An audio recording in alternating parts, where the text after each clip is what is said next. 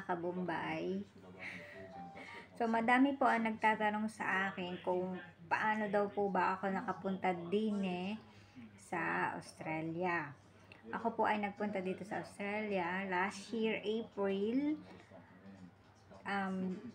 tourist visa, subclass 600 with sponsor po.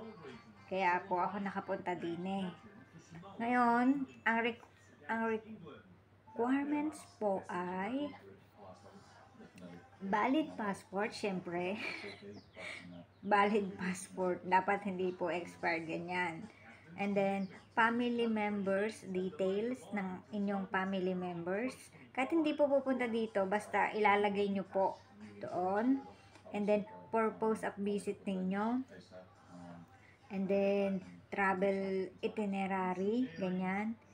Financial evidence, and sponsorship documents. Ayun po. And syempre, kailangan nyo po ng genuine intent kung dapat na kayo ay, kung pupunta dito, ay babalik sa Pilipinas. Ayun lamang po.